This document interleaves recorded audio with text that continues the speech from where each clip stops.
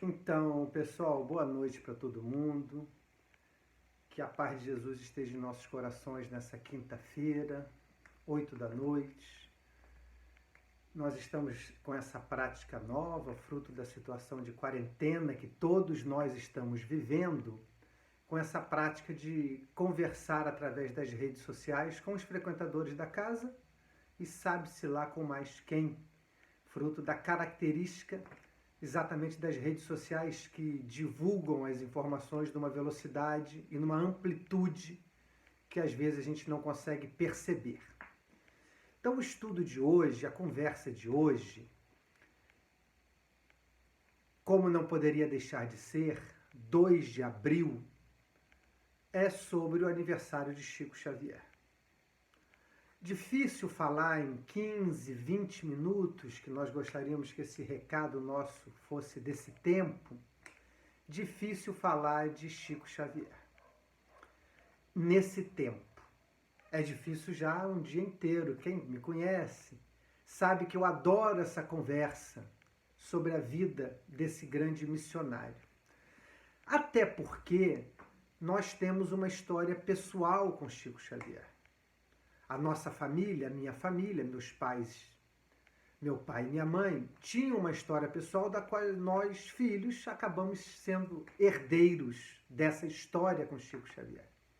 Então eu vou contar para vocês um pouco dessa história, vou querer falar um pouquinho que é Chico Xavier e como que eu nos vejo, a mim, aos frequentadores da casa, a quem é adepto da doutrina espírita, como eu nos vejo nesse projeto, vou falar nisso, nesse projeto reencarnatório Chico Xavier. Então vou começar contando para vocês que lá nos idos de 1973, eu tinha 8 anos de idade, meus pais resolveram nos levar para uma viagem para conhecer um pouco de Minas Gerais, um pouco de Goiás, natural de Niterói, Rio de Janeiro, mas ele queria que nós conhecêssemos um pouco de outros estados e principalmente outras capitais do país. Essa viagem foi feita então pensando um pouco no centro-oeste, pensando um pouco no sudeste. Então nós saímos para visitar Brasília, conhecemos o Distrito Federal, conhecemos Goiânia, fomos para Belo Horizonte, São Paulo. Nessa passada entre Belo Horizonte e São Paulo, a minha mãe, espírita de nascença, a minha mãe deu um jeito, naquela época era assim que se fazia, as mulheres davam um jeito do marido, que não era espírita, passar por Uberaba. Minha mãe conta que tinha o sonho, o desejo de conhecer Chico Xavier, porque o pai dela, meu avô, falava muito do jovem médium de Pedro Leopoldo, lá pelos anos 50, pelos anos 40, 50 do século passado. Ela, criança, crescendo, ouvindo o pai falar do jovem médium de Pedro Leopoldo, naquela época Chico Xavier com 30, 40 anos. Então ela cresceu com esse amor por esse personagem, por essa figura de Chico Xavier, amor que brotou a partir da semente plantada, pelo menos nessa encarnação, pela semente plantada pelo seu pai. Pois bem, então nós, a família, meu pai, minha mãe, 4 filhos, fomos para Uberaba. Era um sábado, porque era usual que Chico atendesse sábado à noite uma reunião pública grande a quem lhe procurasse. Ele também nessa reunião costumava psicografar cartas de entes queridos desencarnados para aqueles que ainda aqui estavam. Então, sábado à tarde, minha mãe procurou saber, soube que Chico Xavier estava num compromisso em Uberlândia, mas que à noite viria para atender, como usualmente fazia, no grupo espírita da prece. Pois enfeitou os filhos, arrumou-se, ela e o marido foram para o grupo espírita da fé. Chegando lá, chovia muito. Souberam que Chico Xavier tinha ficado preso em Uberlândia. Então aquele sonho dela, aquele jeito que ela deu para passar em Uberaba foi frustrado. Ela não iria conhecer Chico Xavier. Então ela conta que foi para o hotel, colocou as crianças para dormir, seu marido na cama, ela foi para o banheiro. E no banheiro, ela nos contou isso muito tempo depois, ela chorou. Ela chorou por ver aquele desejo frustrado. Não irei conhecer Chico Xavier. Bom, a viagem seguiu. Passa-se um tempo, não muito tempo, um ano, mais ou menos. No segundo semestre de 1974, Chico Xavier vai a Niterói, nossa cidade natal. Vai a Niterói para receber o título de cidadão fluminense. Niterói, capital do estado do Rio de Janeiro, naquele momento, antes da fusão entre o estado do Rio de Janeiro e o estado da Guanabara. Então, Chico Xavier vai receber o título de cidadão fluminense, aquele que nasce no estado do Rio de Janeiro. Era fluminense. Pois, nesse momento, um casal amigo iria receber Chico Xavier para almoçar na casa deles. Na noite anterior, na véspera de receber Chico Xavier, telefonam para os meus pais, dizendo que tinham ficado sem água e que, portanto, não tinham como receber Chico na sua casa. Se ela, Helenir, minha mãe, Lineu, meu pai, poderiam receber Chico. Bom, vocês podem imaginar que a resposta foi sim. A minha casa, nossa casa, a casa dos meus pais, tinha um quintal, ali foi organizada uma recepção muito simples, muito informal, também não era nada diferente do que Chico Xavier gostaria, e Chico Xavier foi na nossa casa. Eu era criança, mas eu me lembro perfeitamente da cena, onde o Chico chegou na nossa casa. E eu vou confessar, eu ainda tinha saído para jogar futebol na praia. Cheguei um pouquinho atrasado. Criança, naquela época, se fazia isso. Fui jogar futebol, voltei um pouco atrasado, mas o fato é que nós recebemos Chico Xavier na nossa casa. Temos lá imagens muito características daquela época também, não tão boas, mas temos fotos, temos imagens. Bom, a partir dali, estabeleceu-se uma amizade entre meus pais e Chico Xavier. Essas cartas estão em poder da família, essa amizade, melhor dizendo, essa amizade fica plasmada, fica visível hoje como memória, além do que nós lembramos, nas cartas que eles trocaram. E que nós temos várias cartas que Chico Xavier mandou para os meus pais. Ali a gente pode ver a amizade que foi se travando entre eles. 76, 78, 80, na década de 80, uma amizade consolidada. Aí eu teria muita coisa para falar para vocês que eu não posso contar agora, o tempo não permite. Mas o fato é que nós presenciamos, com essa relação com Chico Xavier, muitas cenas, muitos episódios. E a gente pode ser testemunha ocular da magnitude desse espírito. Então, muita gente que não conheceu, que ouve falar, gerações mais novas, podem até questionar, podem até duvidar, porque o que Chico Xavier fazia e sabia é de duvidar. Então, quando as pessoas me falam que eu não acredito, quando a gente conta uma história do Chico, que eles falam assim, eu não acredito nisso, eu não acho ruim, porque não é de acreditar mesmo. O que Chico Xavier fazia era uma coisa impressionante, mas nós somos testemunhas oculares de vários episódios, vários fenômenos, além da humanidade. A humanidade de Chico Xavier, a sua bondade era uma coisa que saltava aos olhos. A gente percebia só de chegar perto. Eu era criança, porque eu não contei para vocês, que a partir de que essa amizade se consolidou, meus pais passaram a ir de Niterói a Uberaba uma vez por mês. Eram 12 horas de viagem para ir, 12 horas de viagem para voltar. Iam na sexta, voltavam na segunda, passavam um intenso fim de semana com Chico Xavier. E levavam sempre, no mínimo, dois filhos. Então nós podemos presenciar, ver vários episódios. Repito, não é para contar esses episódios hoje, mas tem um que eu queria contar, para que as pessoas tenham uma ideia de quem era Chico Xavier. Esse episódio é muito pequeno para ter essa ideia de quem era Chico Xavier. Para saber quem era Chico Xavier, tem que saber que hoje no Brasil são milhares de trabalhos assistenciais feitos a partir do exemplo de Chico Xavier. Para saber quem era Chico Xavier, tem que pensar nos mais de 500 livros psicografados por ele.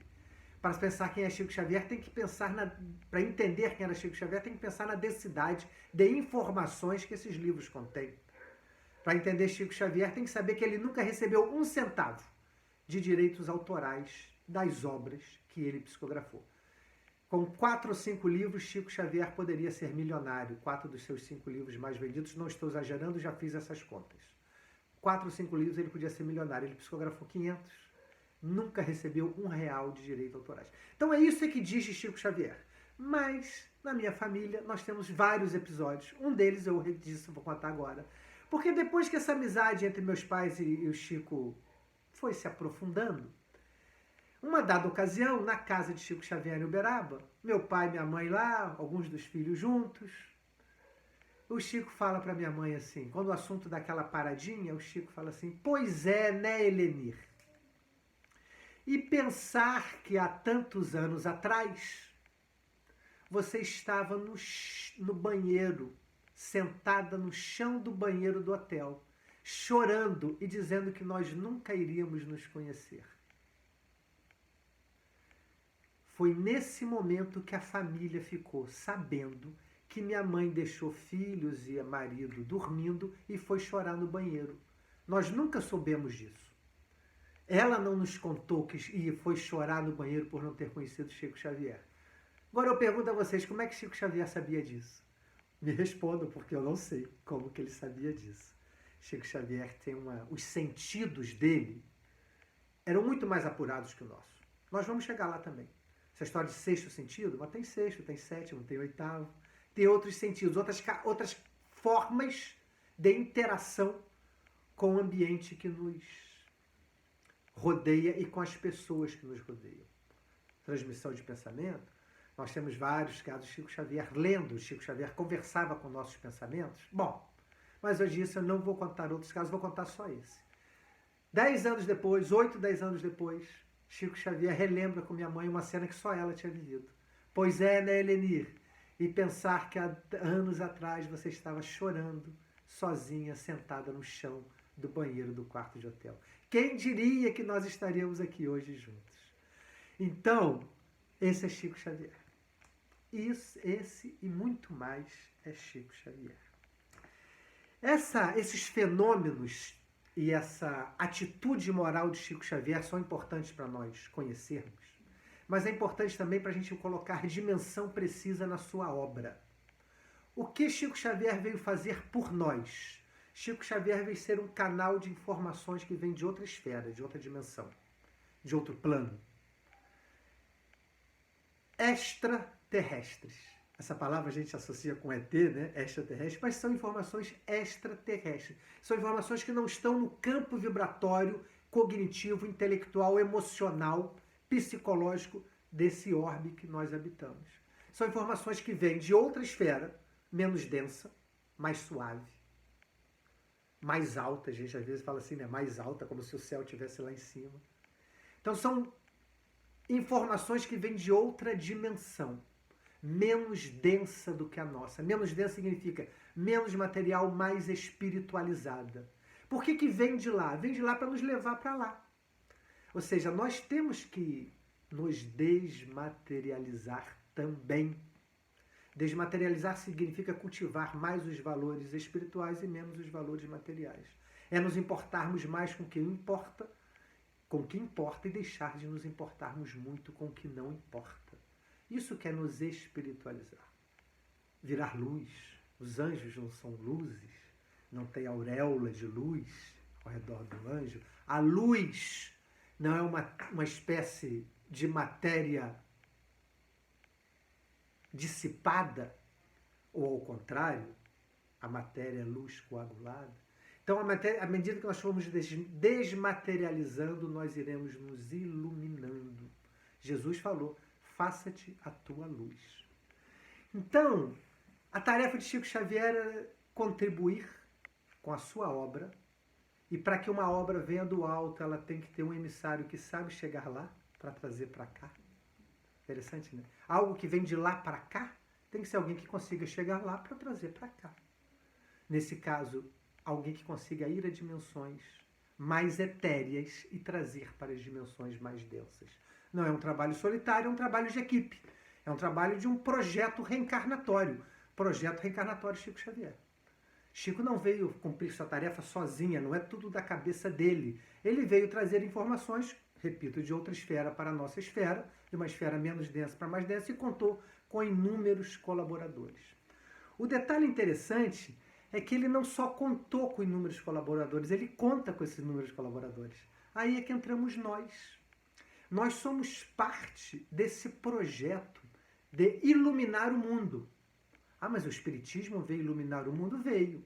Só o Espiritismo? Claro que não. Claro que não. Existem cientistas que vieram iluminar o mundo, existem filósofos que vieram iluminar o mundo, existem religiosos que vieram iluminar o mundo, vieram pessoas comuns e correntes que estão nas suas ações cotidianas iluminando o mundo. Então, essa é uma tarefa coletiva, iluminar. Iluminar no sentido que eu falei antes, desmaterializar, deixar menos denso e mais agradável e mais prazeroso e mais, vou usar a palavra de novo, mais agradável, mais leve de se viver. Para isso nós temos que desmaterializar o mundo. São as paixões mais terrenas, paixões entendidas como vícios, que criam para nós os problemas dos quais nós somos signatários e posteriormente sofremos as suas consequências. Então, para isso é que tem que iluminar, porque a escuridão nos faz tropeçar. Com a luz, a gente não tropeça, a gente vê mais claro. Senhor, que eu veja, disse o cego de Jericó, na presença de Jesus. Então, esse desejo, né, que eu veja, a gente vai ver mais quanto mais iluminado tiver o nosso ambiente. A gente vai ver mais quanto mais iluminado tiver o nosso planeta. É tarefa nossa iluminar. Mas para isso a gente tem que ver a luz. Espíritos como Chico Xavier nos trazem algo dessa luz para onde nós queremos ir, para onde nós devemos fazer força para ir. A boa notícia, ou a notícia que nos compromete, mas é boa também, é que nós somos parte desse projeto reencarnatório. Quer dizer, o projeto reencarnatório de Chico Xavier não é um projeto simples. A tarefa que ele veio cumprir não é pequena. Ele correu uma maratona bastante difícil, bastante complicada, e aí tem que ler um pouco os seus livros, as suas biografias, inúmeras biografias, para entender como foi difícil a sua maratona. Não era uma vida simples. Viver entre dois mundos não é uma coisa simples. Ser espírita, o principal líder espírita do país no século 30, na década de 30 do século passado, década de 40, década de 50, não era uma tarefa simples. Nunca nada foi simples na vida de Chico Xavier. Então é um projeto que envolve muita gente. Aí eu vou contar para vocês que quando criança, Chico Xavier diz que enquanto a sua segunda mãe, Cidália, que ele adorava, ele tratava como um anjo na sua vida, Chico Xavier perdeu a mãe com 5 anos de idade, depois recuperou a mãe através da sua madrasta, da sua boadrasta, Cidália, que ele adorava, sempre chamava de segunda mãe. Se ele ouvir essa palestra minha aqui, ele vai reclamar desse negócio de chamar Cidália de madrasta. Madastra. Aí, ele, então, quando a Cidália estava